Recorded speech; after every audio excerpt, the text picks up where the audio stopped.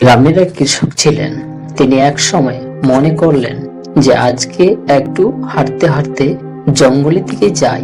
এই ভেবে তিনি আস্তে আস্তে করে জঙ্গলের দিকে রওনা দিলেন। জঙ্গলে যেতে যেতে একটা নির্জন জায়গায় গিয়ে তিনি দাঁড়ালেন। সেখানে দাঁড়িয়ে তিনি বললেন, ওহ, এই জঙ্গলে এসে মনটা তো খুব ভালো লাগছে। এই নির্জন জঙ্গলে প্রকৃতি পরিবেশ দেখে মনে হচ্ছে সারাটা দিনের জন্য এখানেই থাকি। ওহ, তবে যাই হোক, যে কাজে আমি এসেছি, যে উদ্দেশ্য এখানে আমার আসা হয়েছে, সেটা একটু চেষ্টা করে দেখি।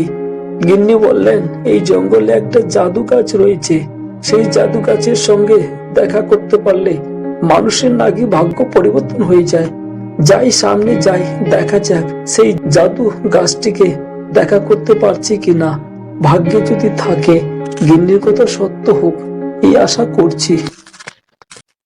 আরে বাচ্চা, তুমি এই জঙ্গলে যে উদ্দেশ্যে এসেছো সেটা আমি জানি। তোমার গিন্নি যা বলেছে তোমাকে সত্য বলেছে। তবে তোমাকে বাচ্চা একটা কথা মাথায় রাখতে হবে, আমি যা বচন তোমাকে দেব সেটি তুমি সৎ কাজে ব্যবহার করো, তাহলে তুমি সফল হবে।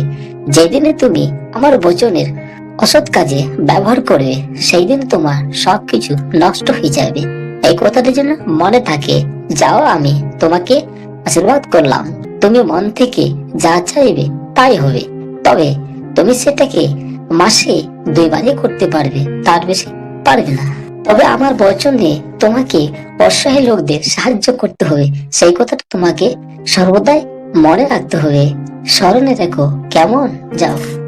এরপরে কৃষক গাছের বচন পেয়ে জঙ্গল থেকে বাড়ির দিকে রওনা দিলেন এবং গাছের কথা অনুসারে তিনি চলতে লাগলেন। এইভাবে ধীরে ধীরে কৃষকের জীবন এবং তার ভাগ্য পরিবর্তন ঘটলো।